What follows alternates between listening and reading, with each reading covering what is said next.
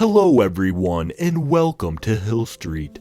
Today's story is The Horror at Compound 1 by Bernd Schmidt.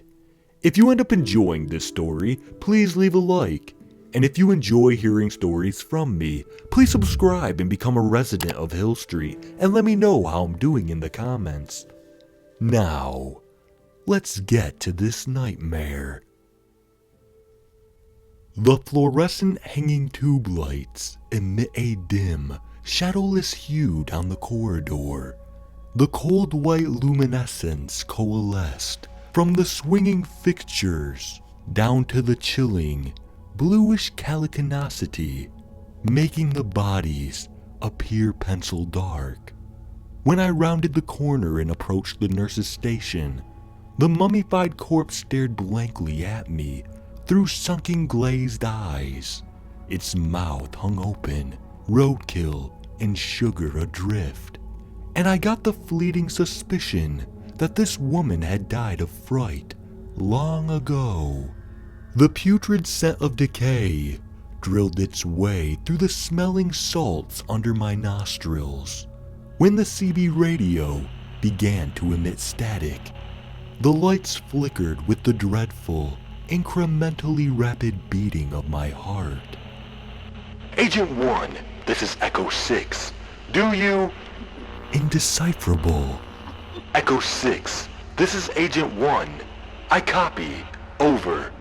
Agent 1, subject is currently moving along the western corridor on floor 3. Do you... Static. Indecipherable muttering. Echo 6, this is Agent 1. Repeat please. Over. Agent 1, this is Echo 6. Do you copy? Copy Echo 6. Over. Agent 1, subject is stationary on the west wing corridor of floor 3. Be sure your neutralizer is fully charged. Over. Echo 6, I'm locked and loaded. Over. They called me renegade, but who did I ever stand for? This was the government's screw-up, and only they could clean up the mess. Yes, I was a renegade, for the people. But what needed done, and for that, I'd stand in opposition to anyone, most especially if it meant saving my family, my wife and 3 girls.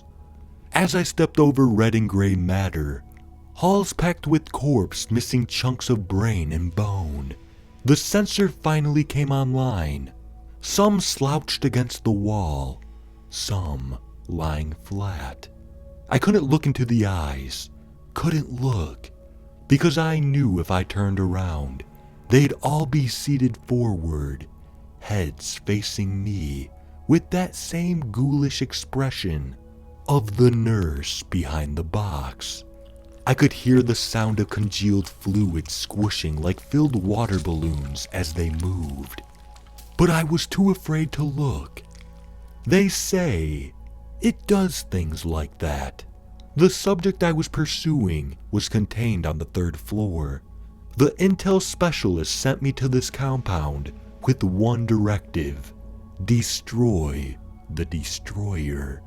Its biological makeup formed of split atoms, splitting further and further, multiplying to inconceivable minuscule matter. Ultra-lead, the text called it. This entity cannot pass through walls containing more than 220 protons per atom. It was contained, and now it was up to me to destroy it. But it wouldn't be easy.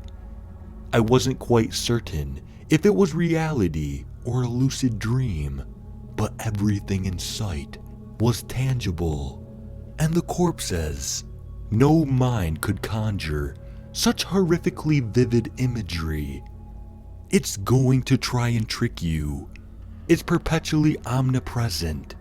This is how it killed everyone, all at once. Its origins are unknown. The entity was driven from the body of a teenage boy in Chile after a purported lightning strike. The Vatican has turned its cheek. Whatever it is, it's not unholy. According to all accounts, it has nothing to do with religion or faith. Ladies and gentlemen, for the first time, a demonic entity has been captured, and it's currently being held in a capsule in Compound 1. Ever since religion has receded back into the shadows of archaic myth, we measure everything now through an organic lens.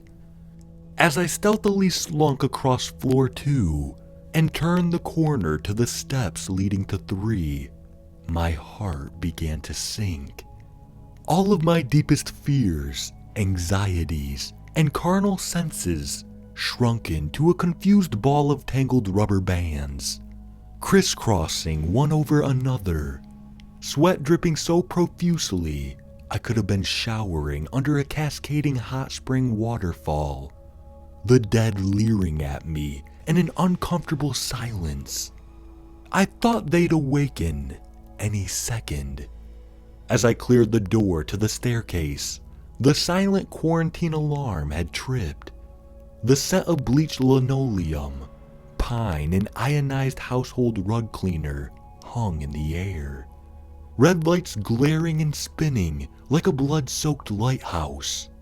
The entire building was shrouded in ultra-LED drop sheets. The ultraviolet lights activated.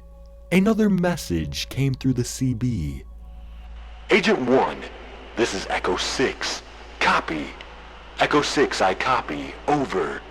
Agent 1, Subject 1 is condensed atop the staircase you're currently climbing. When you get it in your sights, engage immediately. That's a direct order. Copy, Echo 6. Something is in the drawer window of the staircase. I can see it. Over. Agent 1, engage immediately. Over. Over. I stepped into the landing of the staircase and immediately halted.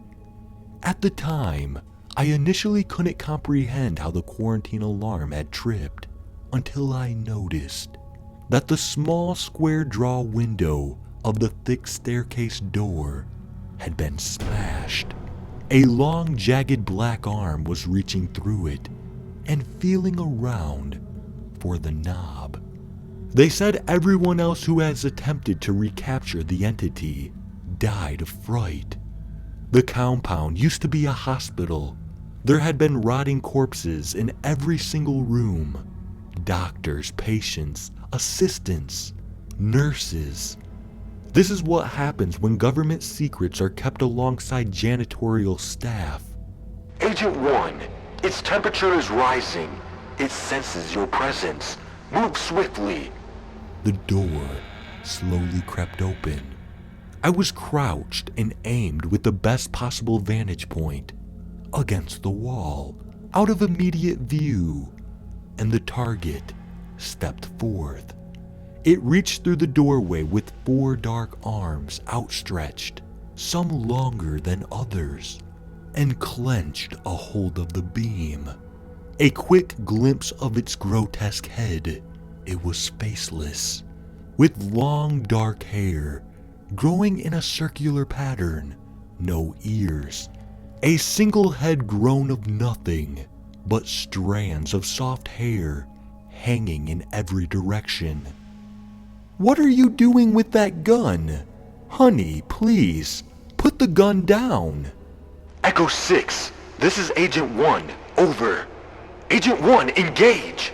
Echo 6, it's my wife. Agent 1, engage. That's an order. The Vanta black spidery entity clawed its way through the doorframe. I closed my eyes and pulled the trigger. It exploded into a blinding aureole of incandescent white light. It screamed and wailed, 4 fragmented voices at once. My wife, my 3 little girls.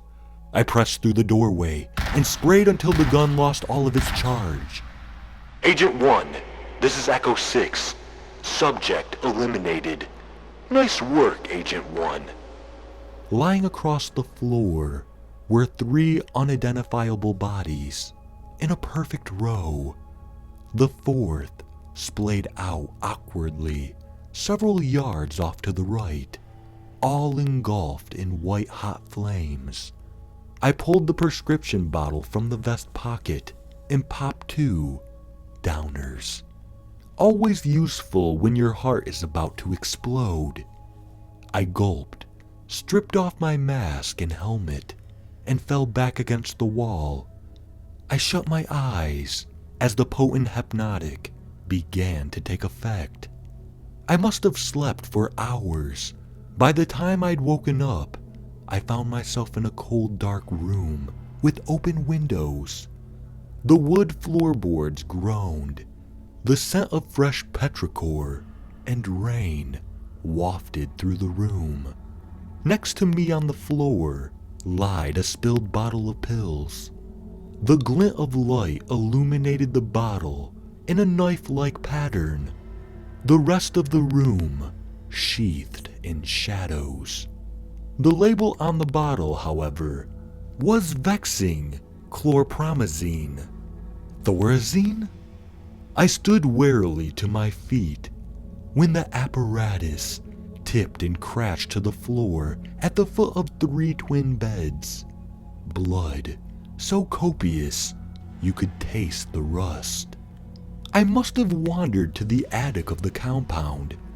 I poked my head out of the window, only to be gazing out over the warm glow of street lamps and a shimmering green street sign, Ocean Avenue.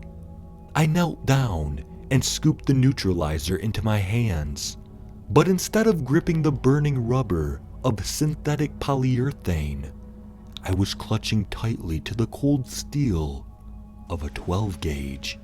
On the floor, still rolling like spinning pennies, were shotgun shells. 4 of them. I glanced at the bodies, entombed in the dark recession of the attic floor, all tucked snugly in their beds. At the taller entity, lying across the floor in a pool of velvet.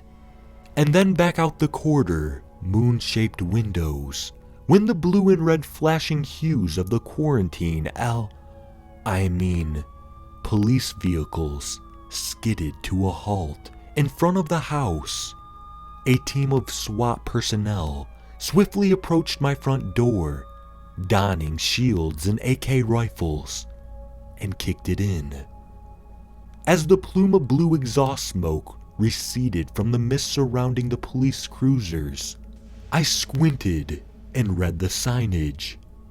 Amityville Police Department.